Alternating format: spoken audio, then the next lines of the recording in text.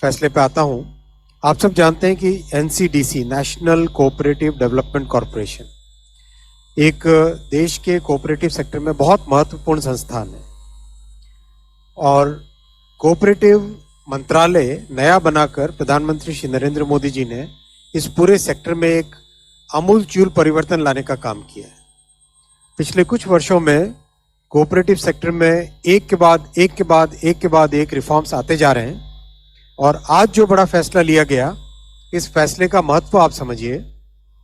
NCDC cooperative societies को loan देती है। आज उसका कैपिटल 2000 करोड़ रुपए से बढ़ाया गया ग्रांट इन एड के माध्यम से। जो सबसे इंपॉर्टेंट पॉइंट है वो है, ये जो लोन्स जाते हैं करीब 8.25 लाख कोऑपरेटिव्स को जाते हैं। 29 करोड़ मेंबर्स हैं जिनके, और 94% फार्मर्स हैं उसके साथ जुड़े हुए, चाहे खेती के लिए हो, फर्टिलाइजर के लिए हो, प्रोडक्शन के लिए हो, शुगर के, मिल्क प्रोडक्शन के लिए, फिशरीज के लिए, व्हीट पैडी प्रोक्योरमेंट के लिए। हर तरीके से उस लोन का एक उपयोग बहुत एक पॉजिटिव तरीके से होता है। अभी हाल ही में माननीय श्री अमित शाह जी ने, गृह एवं सहकारिता मंत्री, उन्होंने नेशनल कोऑपरेशन पॉलिसी भी लॉन्च की थी 2025 की, जो कि एक पाथ ब्रेकिंग इनिशिएटिव है। एनसीडीसी जो लोन देती है, उस लोन में करीब 99.8% रिकवरी है। नेट एनपीए जीरो है। नेट एनपीए जीरो है। बहुत बड़ी बात है।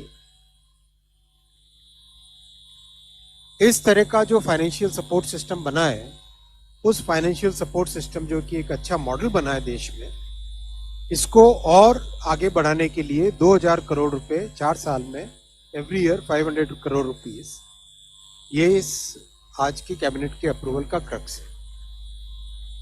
500 करोड़ रुपए से 20,000 करोड़ रुपए की टोटल लैंडिंग हो पाएगी।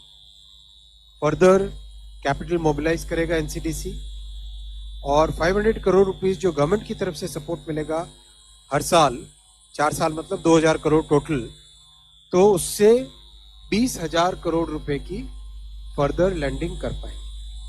कई इसमें अच्छे एग्जाम्पल्स हैं, जैसे फिशरीज का एक एग्जाम्पल आपके सामने रखता हूं। फिशरीज में जो बड़े ट्रॉलर्स होते हैं, वो बड़े ट्रॉलर्स अब तक बड़ी कंपनीज के पास ही हो पाते थे। यानी जो हमारे फिशरीज के जो उत्पादक किसान हैं, उनको बेनिफिट मिलने के लिए एनसीडीसी के माध्यम से कोचिन शिपयार्ड में अपनी टेक्नोलॉजी से बड़े ट्रॉलर्स का निर्माण कार्य चालू हुआ, और उससे अब अपने किसानों को, अपने किसान भाइयों को उसका बेनिफिट डायरेक्टली मिल सके। ऐसे कई उदाहरण हैं, कई ऐसे एग्जाम्पल हैं जिससे कि एनसीडीसी के माध्यम से किसानों के जीवन में एक बड़ा परिवर्तन आया। तो इस सक्सेसफुल मॉडल को आगे बढ़ाने का निर्णय लिया गया, उसको एक्सपैंड करने का निर्णय लिया गया, और उसको और ज्यादा बृहत बनाने का निर्णय लिया गया।